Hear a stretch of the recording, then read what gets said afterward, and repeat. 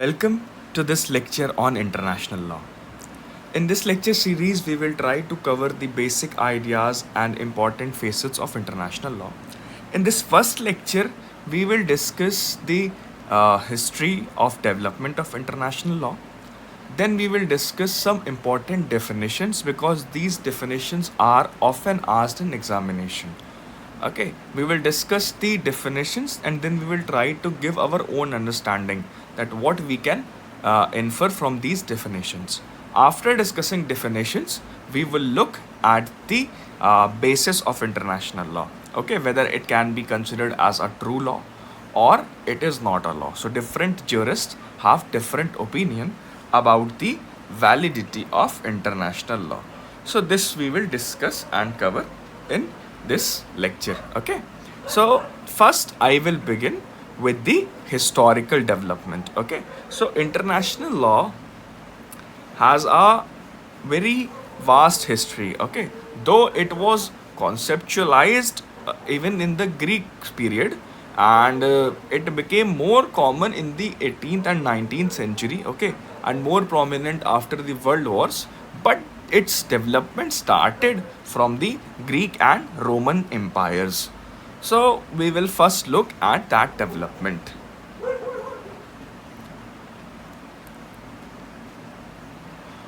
So international law can be traced back to the Roman Empire.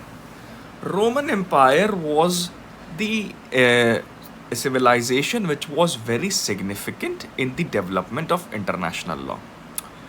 Because in Rome we find different ambassadorial missions. Okay, so there were a system of ambassadors. Ambassadors were sent from one country to another, and there was also a system of rights, and there were also some privileges.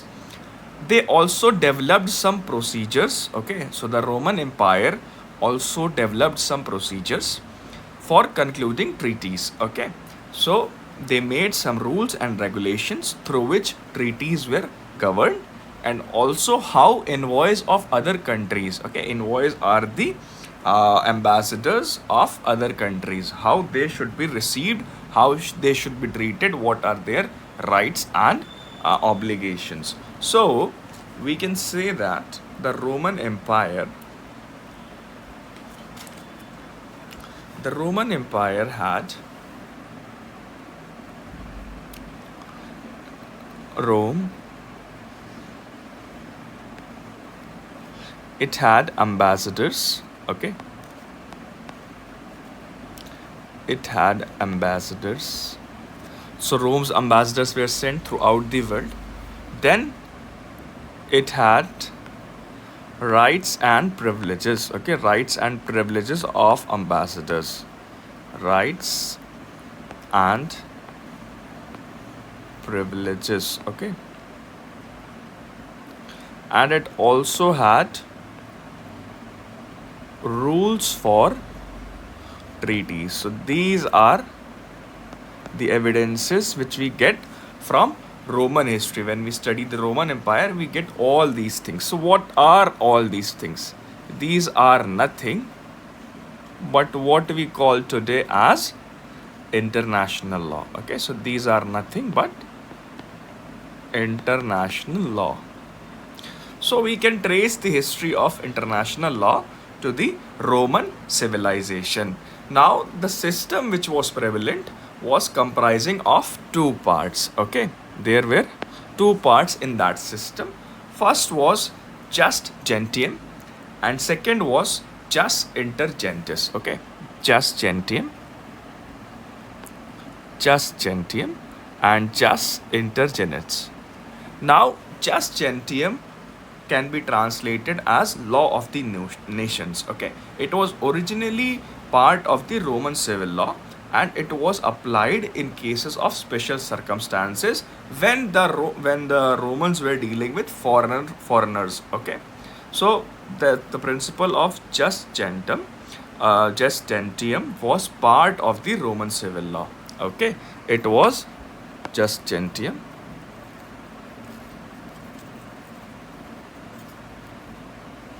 So jus gentium translated as law of nations.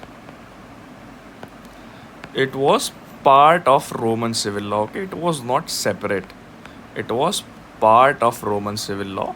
And when any foreigner was to be subjected to this law or civil system of Rome, then he would be treated under jus gentium. Okay, so it was similar, no, it's little bit distinct from what the procedures were applied to Romans. Okay, so it was different from that. This is written here. Okay, you can read it. Now the rules of jus gentium were gradually increased or gradually supplanted by just civil system. Okay, civil system here means the civil system, and subsequently the natural law or common law of Rome came to have a universal approach. Okay, so jus gentium increased, the use of civil law increased in jus gentium. Okay, so now jus gentium was becoming a part and parcel of whole Roman law, okay, which has a universal application among nations. So this now can be said as the customary international law. But jus intergentis, okay, the other thing.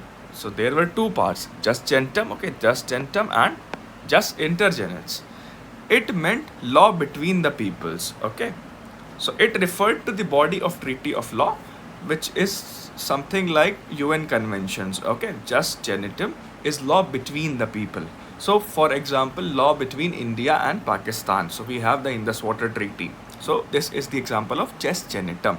So the UN conventions which are formulated between different countries, okay, and other international agreements. So this jus gentium is can be traced or can be said as a law, as a contract, as a body of treaty or law between two different countries. Okay, the UN convention is a very good example of jus gentium. Okay, now moving to a now this was the his ancient period. This was the Roman period. Now in the Middle Ages, the authority of church was keep on increasing. Okay, now the church had the control of the state. So the church and the comprehensive structure of the power which commanded it now formulated the international law. All Europe was only having one religion, that was Christianity. Okay,